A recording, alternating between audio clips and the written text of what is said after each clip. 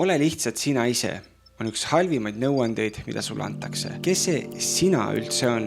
Enamus sellest, mida sa kutsud endaks, on lihtsalt kogum harjumusi, reaktsioone ja mustreid, mis on tekkinud sellest, kus sa kasvasid, kellega sa kokku puutusid ja mida sa korduvalt läbi elasid. See ei ole mingi puhas autentne sina, see on kokku pandud versioon. Mis on selle juures kõige ohtlikum osa? Sa võtad selle versiooni ja otsustad, et see ongi mina. Iga kord, kui keegi selle kahtluse alla seab, sa ütled, ma olengi selline, aga see ei ole autentsus. See on stagnatsioon. Kui sa teed alati seda, mis tundub loomulik, siis sa jääd alati samaks. Päris autentsus ei ole see, et sa lihtsalt väljendad kõike, mis sinus on.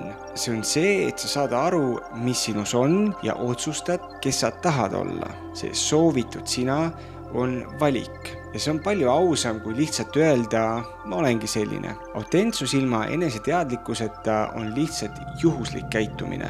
Järgmine kord, kui sa ütled, ma olen selline, küsi endalt, kas see on päriselt mina või lihtsalt harjumus. Kui sa elad selle pealt, siis ei ela sa teadlikult. Sa lihtsalt kordad ennast.